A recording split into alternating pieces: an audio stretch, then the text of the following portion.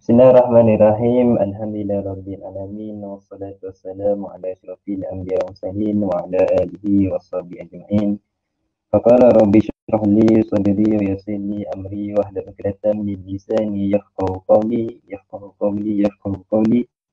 Subhanaka la ilma lana illa ma 'allamtana innaka antal alimul hakim wa la haula wa la quwwata illa billahil aliyyil azim. Alhamdulillah, pertamanya dan selama-lamanya mari kita menafikan dan syukur kita kepada Allah Subhanahu Wa Taala kerana limpah dan tauhid serta inayahnya kita dapat sama-sama lagi bertemu dalam program #MyBookTime siri yang ke-18. Selawat dan salam juga ke atas baginda Nabi Muhammad SAW yang mana tanpa penat lelah perjuangan baginda dan para sahabat belum tentu lagi kita mengenal apa itu iman dan Islam dan kehidupan kita. Okey, sebelum kita start tu, minta kepada setengah live dan ini, untuk live kita pada pagi ini, minta share banyak-banyak. Tak kira lah platform kita ada, Twitter, IG, Facebook, apa minta share. Kita kongsi ilmu belakang kita bagi ni, insyaAllah. Okey, pertamanya tengok panel dengan moderator ni jangan letak apa ni deh. Baju tu dah, muka Google dah. Panel pakai sokok ini. Moderator kopi ada. Dari itu kan. Takut tu kau buat mana moderator soal mana soal panel ni. Ada. InsyaAllah. Jadi sebelum kita start tu kita nak kenalan dulu ahli panel kita. Nama Cik Ahmad Aslam bin Cik Yang. Asal daripada Kelantan dan sekarang menetap di Selangor dan status telah berkahwin dah. Panel kahwin dah. Moderator dah lagi dah. InsyaAllah. Dan sekarang pekerjaan sebagai guru. Apa khabar cikgu? Kita bersama cikgu lah deh. Cikgu apa khabar?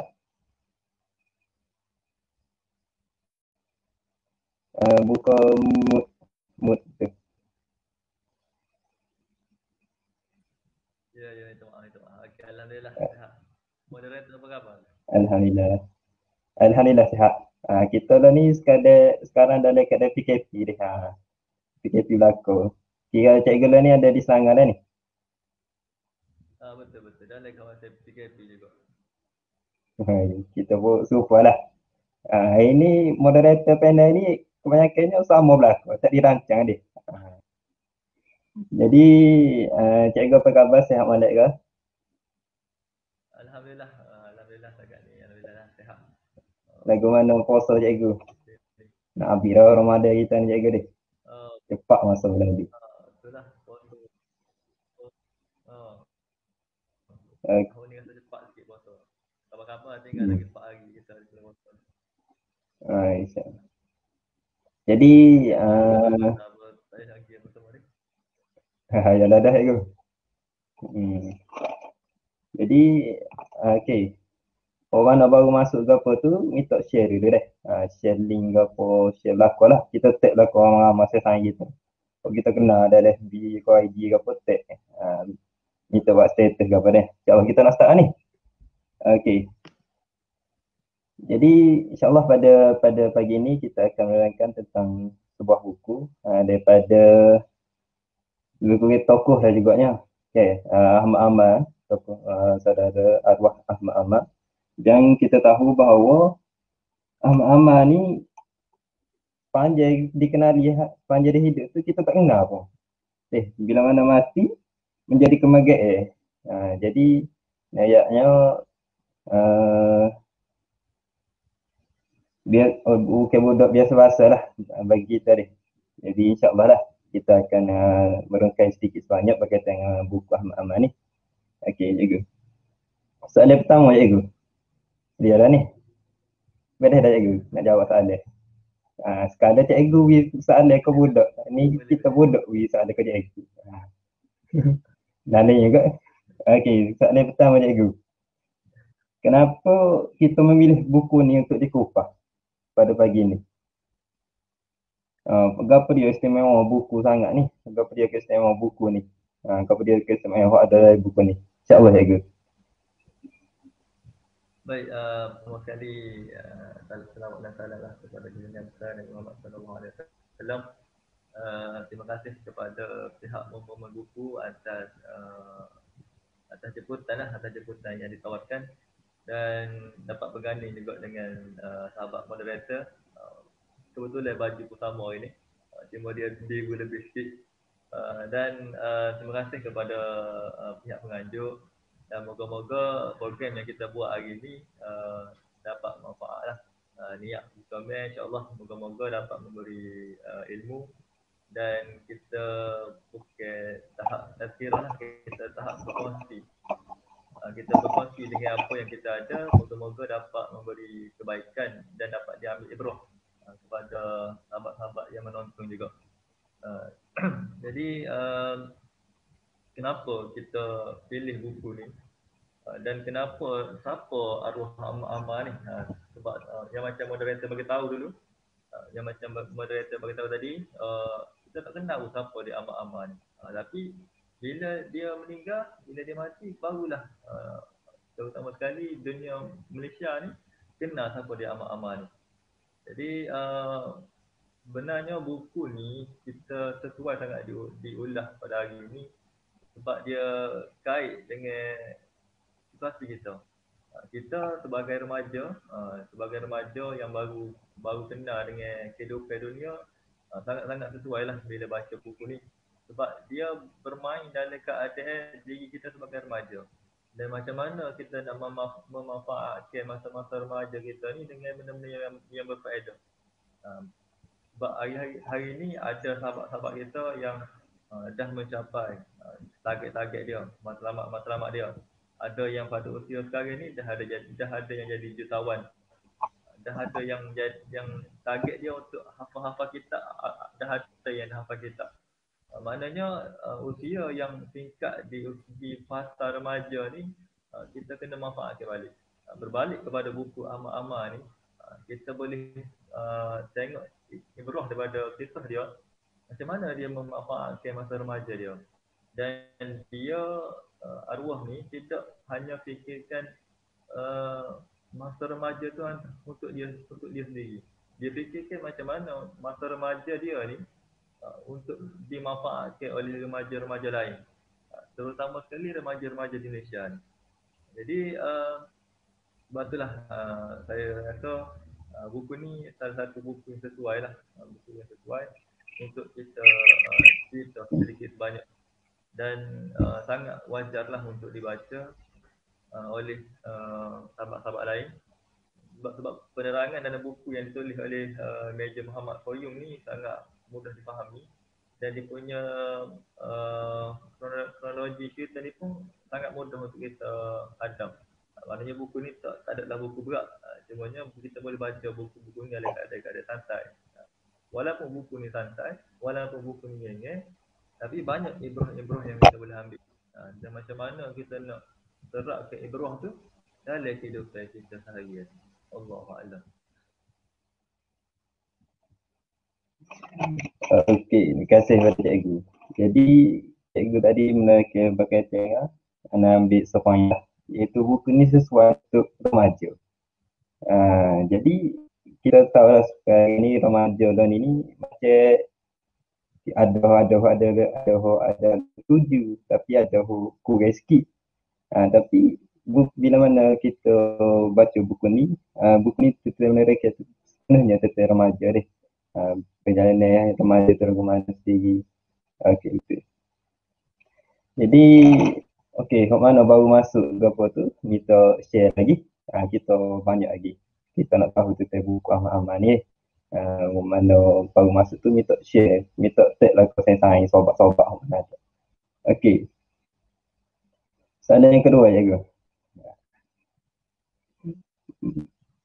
Bagaimana kita ni sebagai anak muda lah, sebab anak ni kira muda lagi lah. Bagaimana kita ni sebagai anak muda ataupun sesiapa saja boleh mengambil iktibar daripada kisah Ahmad ni. Jelas tak soalan lagi? Jelas. Okey. Tafadhal lagi. Okay, baik.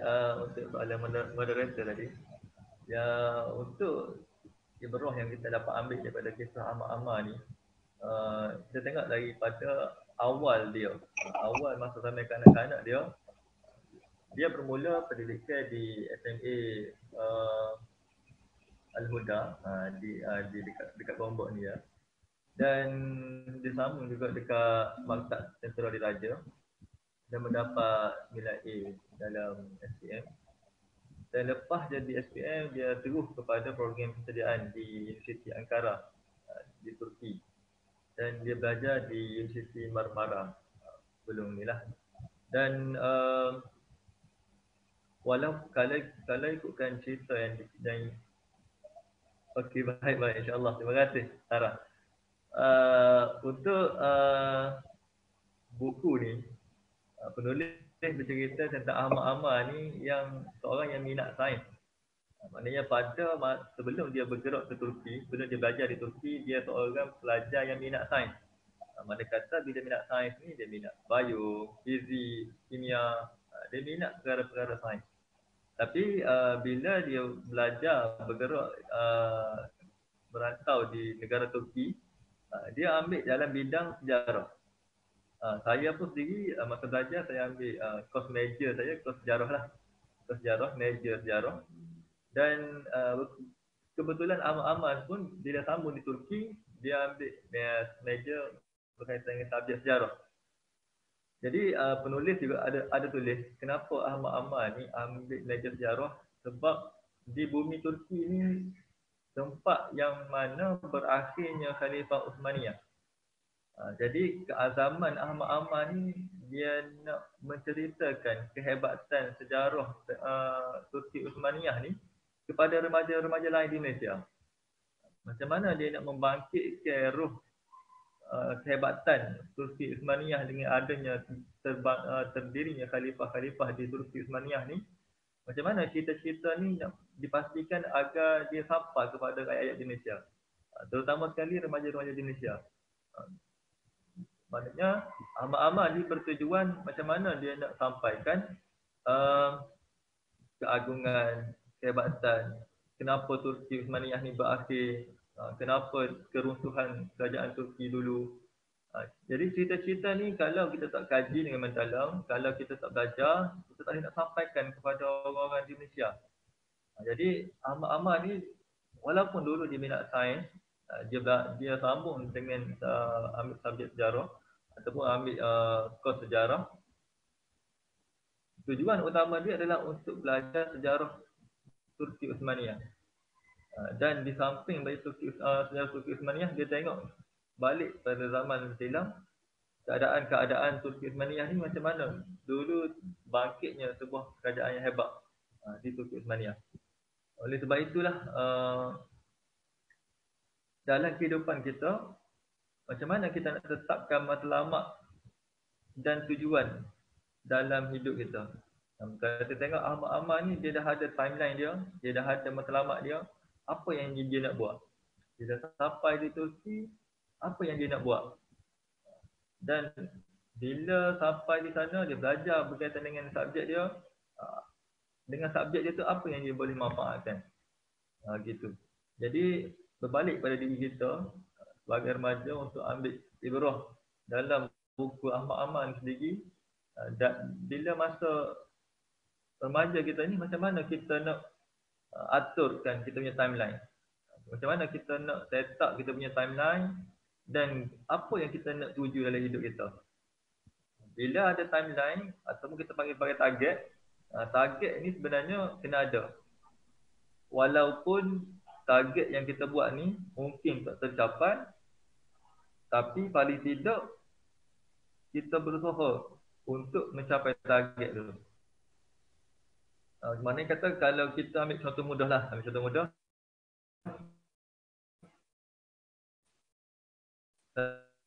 dalam baca satu buku, kita target benda-benda mudah dulu. Dan bila kita target, kita cuba untuk capai ke target kita. Bila kita capai target kita yang pertama, jadi untuk next untuk seterusnya ni mudahlah kita untuk capai lagi apa-apa target yang kita ada. Dan kita tengok pada bulan Ramadan sekarang ni, kita dah menghampiri penghujung Ramadan, kita cek balik apa target-target Ramadan kita sebenarnya. Ada yang target untuk khatam Al-Quran, ada yang target untuk qiyam 4 rakaat, 8 rakaat. Maknanya kita memanfaatkan apa yang kita target dalam hidup kita ni, dan kita cuba untuk usaha untuk mencapai target tu. Dan kita kena ingat bila benda yang kita buat ni adalah satu target, tak semestinya dia akan tercapai lah. Kalau tercapai, itu satu bonus untuk diri kita. Dan kalau tak tercapai, kita boleh ikhtiar untuk buat benda lain yang mana dapat memberi manfaat juga kepada diri kita.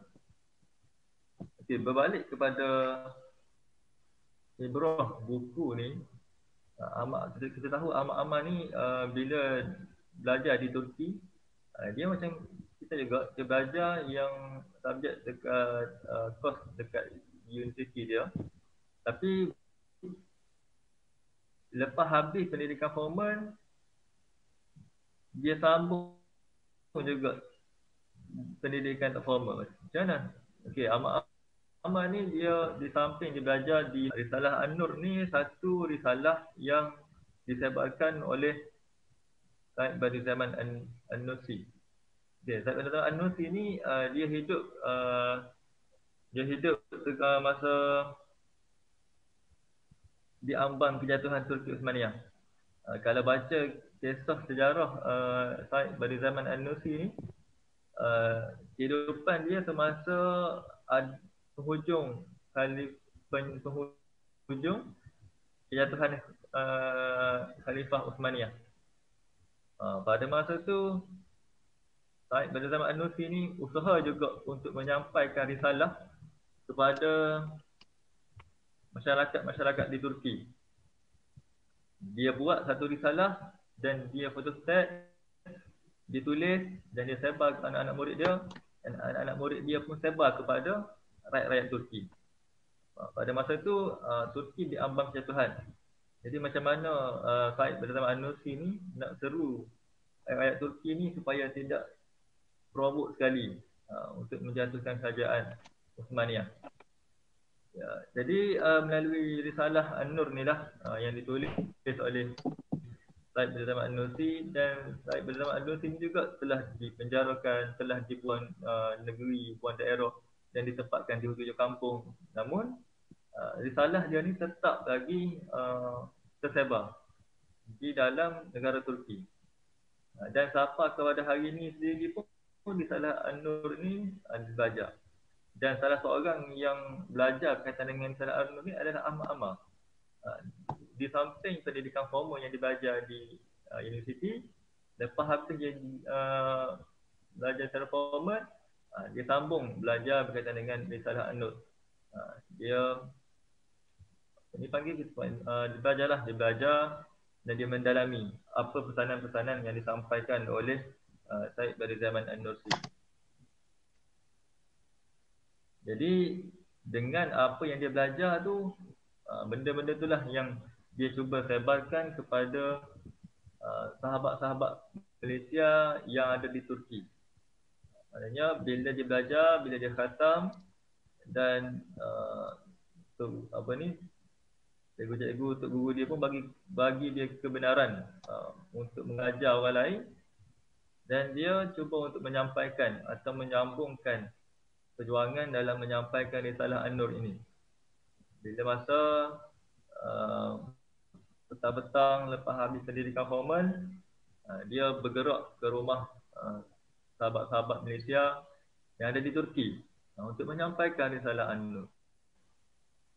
Begitulah antara ibrah ataupun perkara yang kita dapat dalam buku Ahmad Ammar ni, di mana poin yang penting adalah macam mana kita nak tetapkan matlamat dan tujuan yang kita dapat gunakan pada masa yang ada. Pada masa sekarang yang kita ada ni, macam mana kita nak memanfaatkan masa yang ada dengan menetapkan matlamat dan tujuan. Di samping matlamat dan tujuan itu sendiri, kita kena sertakan niat dengan niat dan doa. Moga-moga apa yang kita matlamat, apa yang kita nak capai itu dapat dicapai dengan baik. Sebab kita ni hanya manusia, kita merancang dan kita berdoa moga Allah permudahkan apa yang kita rancang. Dan moga-moga perancang kita tu mendapat keadaan Allah.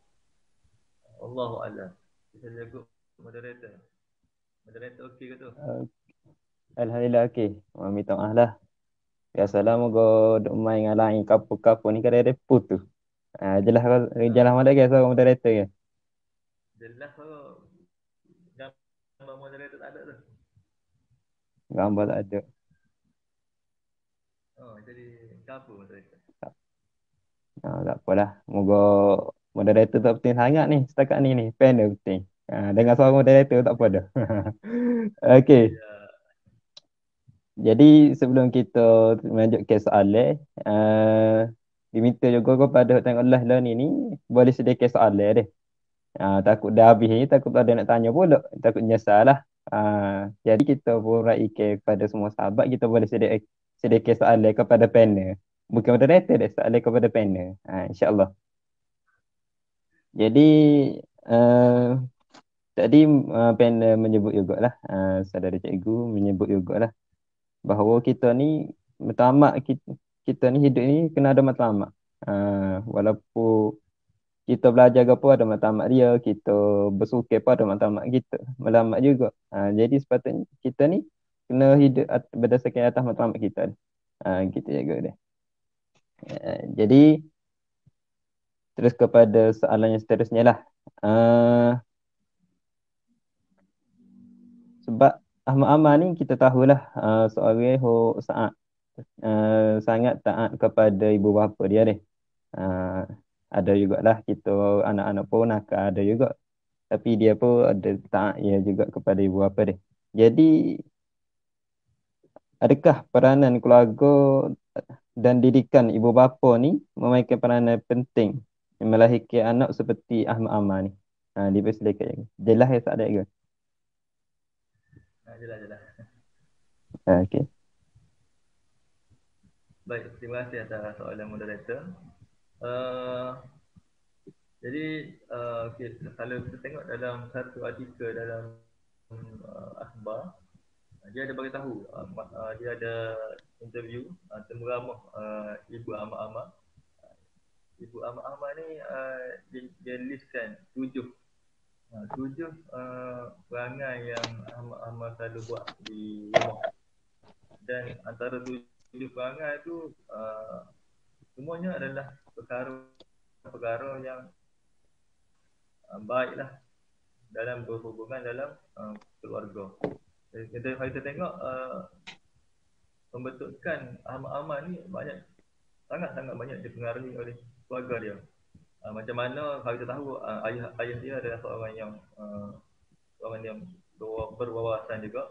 Jadi macam mana dia nak jadikan Ahmad ni satu sumbangan untuk orang lain. Bila dia dah tetapkan untuk jadikan Ahmad ni satu sumbangan kepada orang lain, ataupun Ahmad ni digunakan untuk orang lain juga. Macam mana Ahmad ni nak digunakan untuk menyampaikan ilmu, untuk memberikan ilmu dan untuk memberikan apa-apa yang dia belajar di Turki, bila balik dia dapat sampaikan kepada remaja-remaja di Malaysia sekarang. Jadi yang pertama dalam keluarga Ahmad ni, dia sangat pentingkan ilmu. Bila keluarga yang mementingkan ilmu, anak-anak yang ada dalam keluarga tu akan menjadi sangat peka dengan ilmu. Dan Ahmad ni juga seorang yang bijak dalam ilmu, bijak dalam pendidikan. Dia dapat S9A dan SPM, dia dapat melanjutkan pelajaran di Turki. Itu adalah salah satu indikator yang kita nampak keluarganya mementingkan ilmu. Bila ibu dan ayah dan kita hidup dalam keluarga mementingkan ilmu ni, automatik kita akan jadikan ilmu ni salah satu perkara yang utama. Itu yang pertama, ilmu.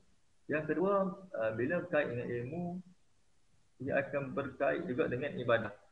Bila sebuah keluarga ni mementingkan ilmu, automatik keluarga ni akan mementingkan ibadah. Begitu juga dengan keluarga Ahmad ni, macam mana dalam pembentukan diri Ahmad ke ibadah, menjadi satu perkara yang penting. Memang pentinglah ibadah ni, sebab dengan ibadah ni lah yang menjadi diri kita, dengan sembahyang, puasa, benda-benda macam ni yang utama menjadikan diri kita ni sebagai manusia yang menjadi hamba Allah di dunia ni. Jadi amal-amal ni dia hidup dalam keluarga. Yang pertama yang mementingkan ilmu, yang kedua mementingkan ibadah. Dan bila kita tekankan kepada ibadah, automatiklah kita akan mendekatkan diri kepada Allah. Okay. Yang ketiga, selain daripada ilmu dan ibadah, keluarga amal-amal juga dia mementingkan unsur dakwah. Unsur dakwah dalam keluarga dia. Macam mana dakwah, macam mana ajaran Islam ni dapat disebarkan pada orang-orang lain, bukan hanya keluarga dia. Itulah antara perkara yang diambil cakna oleh keluarga Ahmad. Dia ajar cara-cara untuk berdakwah macam mana nak berdakwah dengan orang-orang yang mempunyai berbagai sikap. Jadi macam mana dia nak serapkan ataupun tarik perhatian orang-orang di sekeliling dia untuk terima dakwah dia. Ini juga yang diajar ataupun hamba-hamba hidup dalam keluarga yang mementingkan perkara ini. Dan yang akhir sekali, nombor 4, keluarga hamba-hamba juga mementingkan unsur pengorbanan. Macam mana dalam buku ni dinyatakan macam mana nak korbankan masa, tenaga. Bila kita korbankan sesuatu, kita dapat salurkan kepada orang ramai. Maknanya apa yang kita belajar, kita dapat ajarkan kepada orang lain. Apa yang kita ada, kita dapat bagi tahu orang lain. Dan pengorbanan juga ditekankan oleh keluarga Ahmad sehingga membentuk kepribadian Ahmad yang kita kenal. Maknanya 4 perkara tu dalam keluarga Ahmad ditekankan dan diajar untuk dibawa keluar ke dalam komuniti, masyarakat yang ada di sekeliling dia. Yang pertama ilmu, ibadah, dakwah dan pengorbanan. Antara salah satu aktiviti yang dibuat oleh keluarga Ahmad ni, kita tahu Ahmad ni salah satu seorang yang duduk dalam keluarga NGO dan dia banyak terlibat dalam aktiviti sukarelawan. Dia banyak berinteraksi dengan sukarelawan bila melibatkan aktiviti di Kemboja, di Indonesia, di Thailand. Maknanya di negara-negara yang melibatkan aktiviti sukarelawan lah. Jadi bila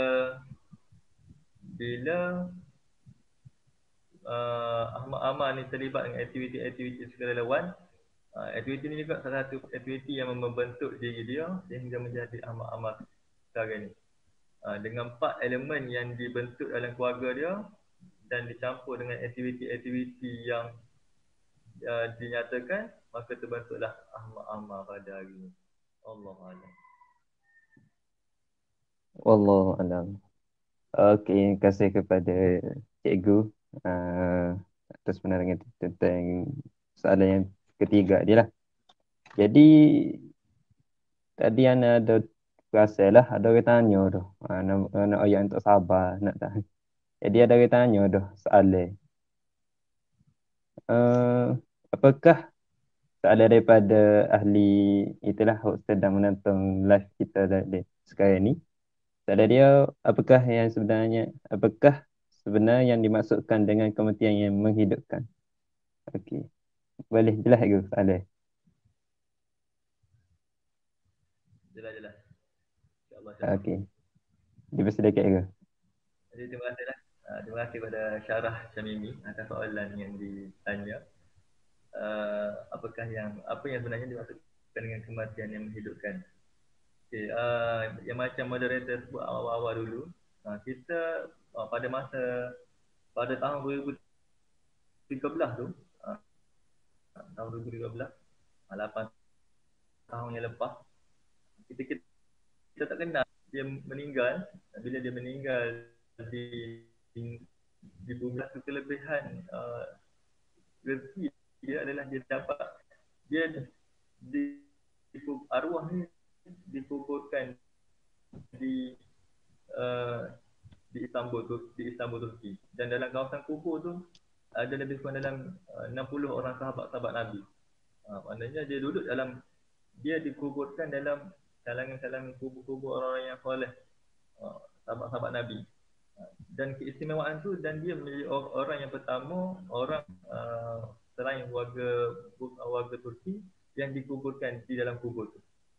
Jadi dan kematian dia adalah disebabkan accident. Dan diceritakan dalam buku ni juga, bila dia belajar Risalah An-Nur yang saya nyatakan tadi, bila dia belajar dan khatam Risalah An-Nur, guru dia bagi kebenaran untuk dia sampaikan Risalah An-Nur ni kepada sahabat-sahabat lain, terutama sahabat-sahabat Malaysia yang ada di Turki. Dan pada pagi tu, dan pada hari tu, bila dia on the way untuk pergi ke salah satu tempat di Istanbul juga, pada pagi tu jugalah merupakan hari pertama, hari pertama yang untuk dia sampaikan berkaitan dengan risalah An-Nur. Hari itu jugalah dia accident, dilanggar oleh ambulans, dan beliau meninggal. Jadi dia meninggal dalam keadaan yang insya-Allah yang keadaan husnul khatimah, bila mana dengan niat untuk pergi mengajar sesuatu yang apa yang dia ada. Dan dia disolatkan di sebuah masjid yang dihadiri oleh ramai orang, sehingga menteri Turki pun mengucapkan takziah itu di bumi Turki. Bila di bumi Malaysia sampai je berita seorang penuntut Siti Marmara ni meninggal di Turki, ia jadikan satu fenomena di Malaysia.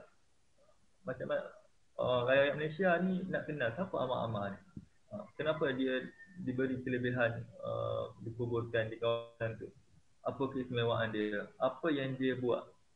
Jadi bila masuk fasa kematian dia, barulah rakyat Malaysia ni sedar siapa Ahmad sebenarnya. Rupanya banyak benda-benda yang boleh diambil ibrah, diambil pelajaran. Dan benda yang diambil ibrah, diambil pelajaran inilah yang sebenarnya menghidupkan orang-orang yang berada di sekeliling Ahmad, terutama sekali remaja-remaja di Malaysia ni. Sebab sebelum ni tak kenal siapa Ahmad. Bila mati, bila beliau meninggal, barulah orang-orang di sekeliling ni ambil tahu sebab apa dia meninggal, apa yang dia buat, dia belajar apa kat sana. Jadi banyak pengajaran-pengajaran dan ibrah yang boleh diambil oleh remaja-remaja yang ada sekarang. Dan sebab itulah ia digelar ataupun dimasukkan dengan kematian yang menghidupkan. Allahu a'lam. Terima kasih kepada ahli panel dan terima kasih kepada yang bertanya. Jadi, poin yang penting sekalinya, kematian itu benda yang boleh kita ambil ibrah. Pengajaran dari kehidupan anak-anak muda dah ni. Remaja-remaja sekarang ni. Jadi ada lagi ke soalan yang ingin ditanya kepada ahli panel?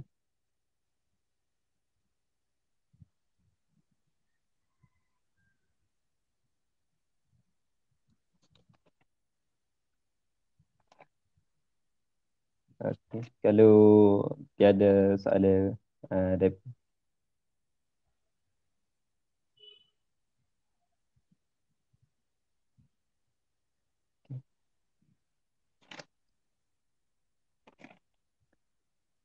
ada lagi soalan? Soalan daripada penonton.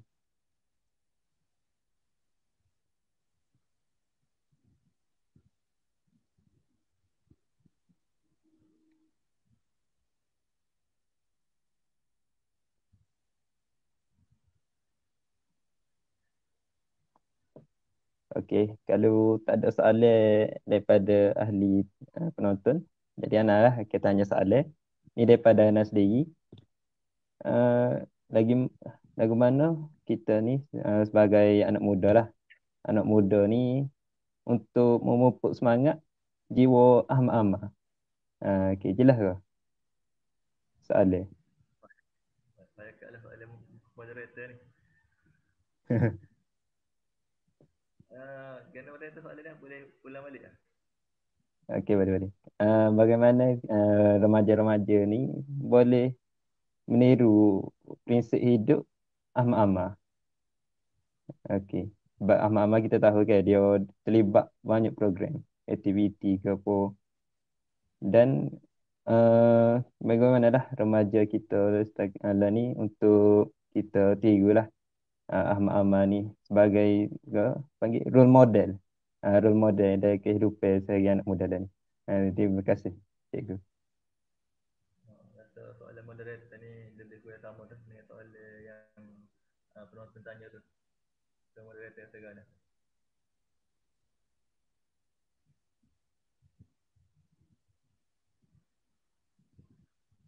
Okay. Okay, baik. Soalan daripada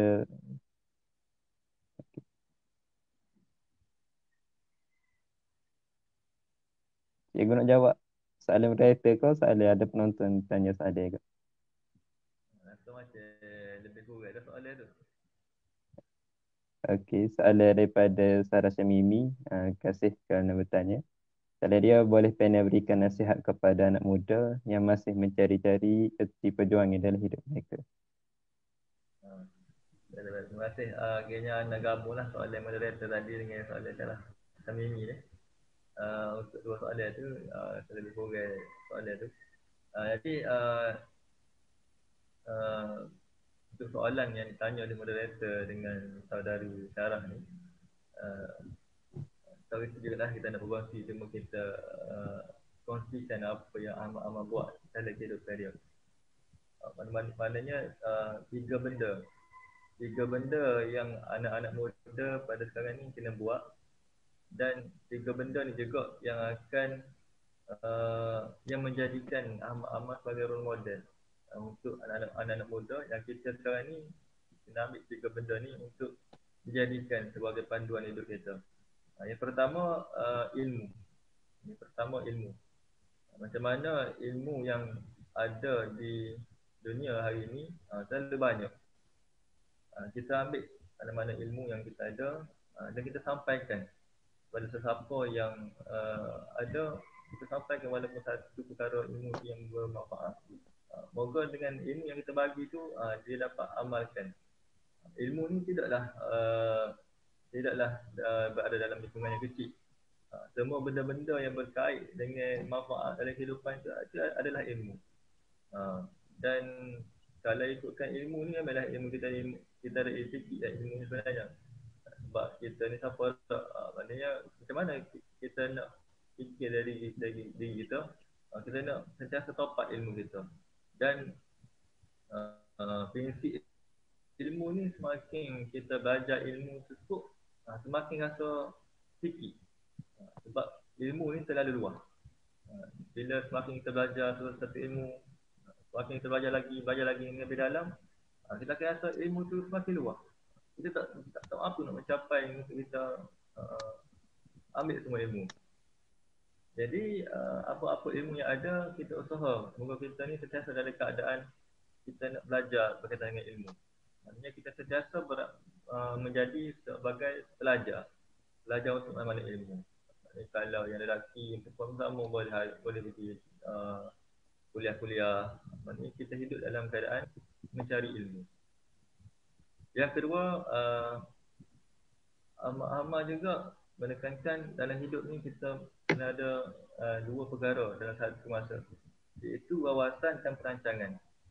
Macam mana kita nak letak dua benda ni dalam satu masa, kita kena letakkan dalam misi yang berpanjangan. Macam mana dengan wawasan dan perancangan kita tu bukan untuk dekat-dekat saja, maknanya mungkin untuk seminggu dua. Wawasan dengan perancangan ni kita rancang untuk jangka masa yang panjang. Dan macam mana wawasan dengan perancangan yang kita bina tu bukan untuk diri kita saja, tapi untuk orang-orang lain juga. Itu yang kedua. Jadi untuk yang anak-anak muda sekarang ni, Yang pertama, kita kena bina wawasan, dan dengan wawasan tu macam mana kita nak bina perancangan. Perancangan yang boleh digunakan untuk bukan kita saja, tapi untuk orang-orang lain juga. Moga dapat dimanfaatkan oleh orang lain juga dengan wawasan dan perancangan kita tu. Baik, yang ketiga, pengalaman. Pengalaman jatuh bangun, pengalaman sedih ke dalam kehidupan ni, pengalaman itulah sebenarnya yang menjadikan kita matang, menjadikan kita rasa aku perlu baiki, aku perlu teruskan, dan aku perlu baiki benda ni. Maknanya kesilapan yang kita buat, kita cuba untuk baiki. Sebab kejayaan takkan hadir tanpa ada pengalaman. Kejayaan tidak akan hadir tanpa ada kegagalan, dan kegagalan itulah yang akan menjadikan sesebuah pengalaman. Jadi bila ada kegagalan, akan hasillah pengalaman, dan itulah kita jadikan sebagai macam mana kita nak baiki pengalaman tu untuk untuk dijadikan sebagai perkara yang lebih baik. Untuk anak-anak muda pada hari ini, kita melalui zaman-zaman yang adanya fasa kejatuhan, adanya fasa yang kita rasa down dalam diri kita. Jadi macam mana kita nak bangkit ataupun kita nak ubah mindset kita untuk memastikan pada masa hadapan tu kita punya perancangan, kita punya wawasan dapat diperbaiki daripada sebelum ni. Maka insya-Allah selepas adanya kejatuhan, kegagalan, insya-Allah akan hadir pelangi di hujung sekali, insya-Allah. Allahu a'lam. Okey, terima kasih kepada cikgu atas penerangan tadi. Jadi, 3 benda cikgu sebut. Yang pertama ialah ilmu, yang kedua wawasan dan perancangan, dan yang ketiga akhir sekali lah ialah pengalaman. Okey. Jadi 3 benda ni ke mana pun tak jadi tanpa yang pertama, iaitu ilmu. Okey. Alhamdulillah selesai untuk soalan lah. Jadi ada lagi ke ingin bertanya kepada panel?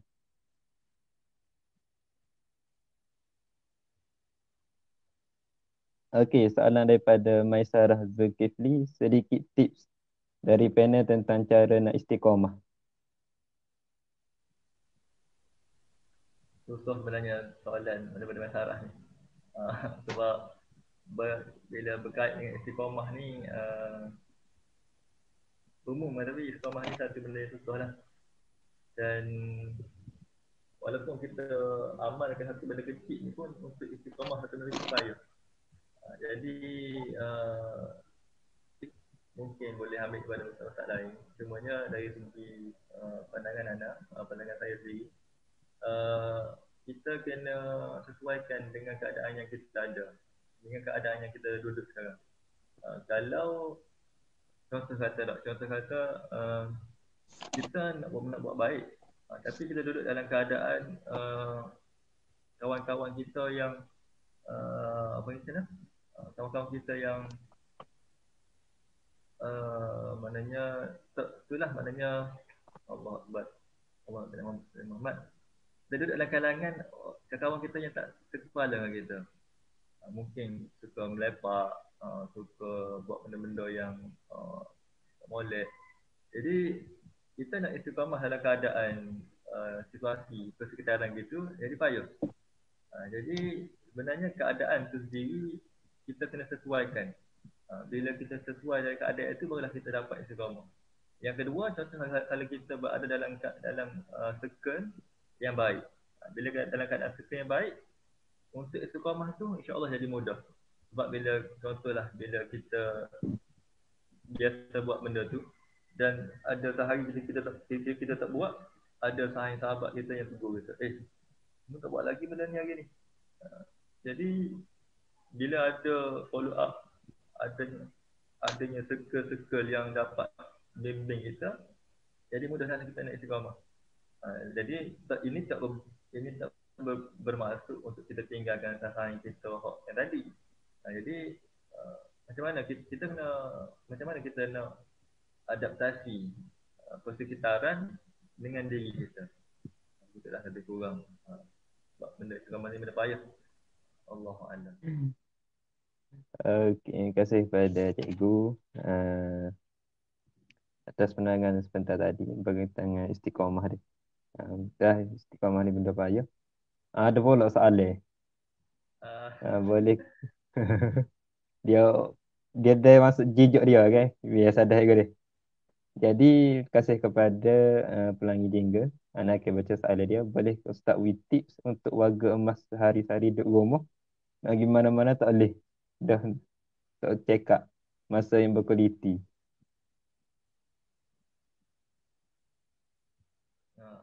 Moderator ada pandangan etik juga kan?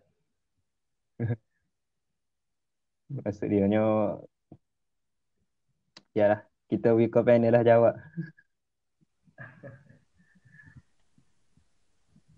Baik, terima kasih. Apa ni, Pelangi Jingga atas soalan dia. Atas soalan puan. Untuk warga emas sehari-hari duduk di rumah, nak pergi mana-mana tak boleh dah tak cakap. Baik, untuk fasa-fasa yang kita adalah kita saya sendiri pun moderator sendiri pun belum masuk lagi lah fasa warga emas ni. Yang kita tak tahu lagi gana ujian-ujian yang ada di fasa warga emas ni. Dan masa berkualiti ni kalau saya sendiri lah, kalau saya tengok saya punya apa ni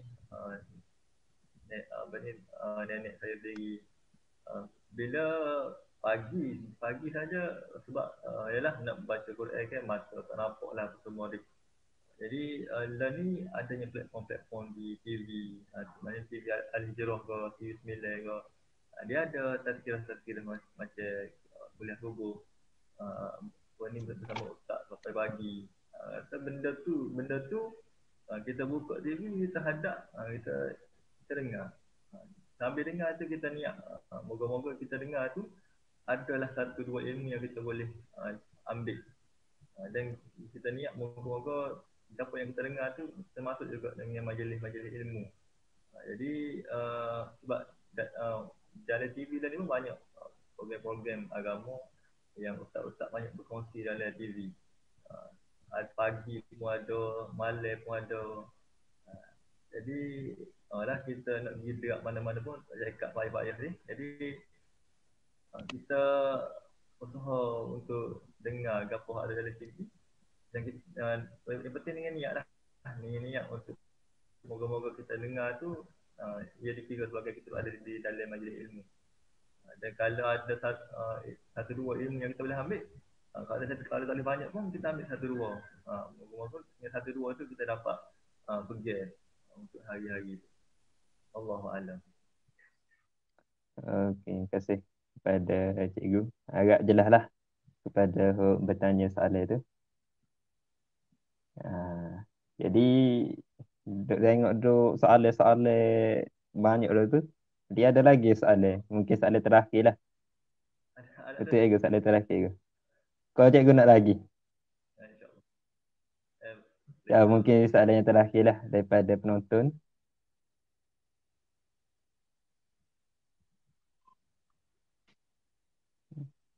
Okey. Jadi tiada soalan dah tu. Jadi daripada pagi ni boleh cikgu sebagai kesimpulan lah penutup sebagai program pada pagi ni. Untuk cikgu bagi kesimpulan lah sedikit sebanyak. Boleh cikgu? Baik, terima kasih kepada moderator. Dan sekali lagi lah saya ucapkan terima kasih kepada penonton-penonton yang bertanya. Dan saya sendiri pun dalam fasa belajar lagi.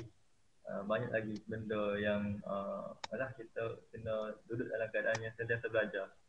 Dan mana-mana yang saya kongsikan hari ni, kalau ada kesalahan, ada apa-apa, boleh tegur lah. Dan saya minta maaf jugalah dengan ilmu yang ada ni. Dan tidak berniat untuk memberi banyak-banyak benda lah. Kita hanya berkongsi berkaitan dengan sebuah buku pada hari ini, iaitu bertajuk Ahmad Amar. Dan sebagai kesimpulan pada hari ini, satu perkara yang saya saya nampak daripada buku Ibrahim Amal ni, walaupun kita berada di mana-mana posisi, sebagai cikgu ke, sebagai pelajar ke, sebagai mekanik ke, sebagai tukang masuk ke, sebagai penjual ke, macam mana kita nak memanfaatkan posisi kita ni untuk diberikan, bagaimana dengan posisi kita pada hari ni, macam mana dapat memberi manfaat pada orang lain. Dan dalam kehidupan saya kita ni, kita usaha juga macam mana kita nak buat baik pada orang lain. Maknanya orang minta tolong, kita usaha untuk tolong dia. Maknanya kita cuba untuk menjadikan posisi yang kita ada ni untuk tolong orang. Contoh macam komen, orang ada yang kata punah ke, motor punah ke, dia tolong dengan cara dia. Ada ada lagi orang-orang yang memerlukan pertolongan nak buat rumah ke, nak beki rumah ke, dia tolong dalam bidang dia. Jadi point dia, macam mana kita nak menjadikan posisi kita pada hari ni agar memanfaatkan orang-orang lain. Ini pertama. Dan untuk kesimpulannya, macam mana kita nak jadikan ilmu sebagai medan untuk penyampaian. Kerana kita jadikan ilmu yang kita belajar, yang kita ada sebuah sedikit ni, untuk dijadikan sebagai medan penyampaian kepada generasi muda. Dan kita kena sedar ilmu ni satu perkara yang penting. Walaupun sikit kita kena ada ilmu dari kita, moga kita dapat jadi satu generasi yang penting lah. Dan terutama pada generasi muda, pentingnya untuk belajar ilmu dan sejarah sesebuah peristiwa.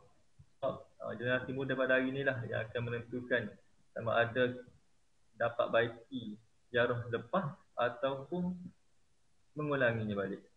Kalau generasi muda pada hari ini tak ambil ibrah daripada sejarah-sejarah lepas, maka peristiwa itu mungkin akan berulang balik ataupun mungkin lebih teruk. Tapi kalau pada generasi muda hari ini belajar tentang sejarah-sejarah lepas dan dia ambil ibrah pada sejarah lepas, mungkin sejarah itu tidak akan berlaku dan lebih baik sejarah itu akan berulang dengan keadaan yang lebih baik. Itulah maknanya kunci dia adalah ilmu yang perlu ada dalam generasi muda sekarang pada hari ini. Allahu a'lam. Allahuakbar. Terima kasih kepada cikgu. Jadi mengalah sekali tu. Poin penting sekali iaitu anak muda dah ni kena ada ilmu. Okey. Jadi dengan kesimpulan tadi, maka berakhirlah sesi kita pada pagi ini. Ana selaku moderator mengucapkan ribuan terima kasih kepada Mama Buku kerana sudi menjemput Ana. Kita ni sekadar jemputan saja dan minta maaf kalau ada salah silap. Terima kasih juga kepada semua yang menonton pada pagi ini, tak jemu-jemu menonton, celeteh pada pagi ini. InsyaAllah kita akan bertemu lagi dan sentiasa follow up, follow IG Momo Buku, Facebook Momo Buku dan termasuk sekali page Ikatan Mahasiswa Macang dan insyaAllah pakat untuk follow belakang insyaAllah. Jadi terima kasih kepada semua. Apa yang baik itu datang daripada Allah, apa yang kurang itu datang daripada kelemahan diri anda sendiri, diri saya sendiri. Ikatnya semua apa yang kita buat itu daripada Allah sekalian. Wallahu alam. Kita tutuplah dengan tasbih kafarah dan satu nas.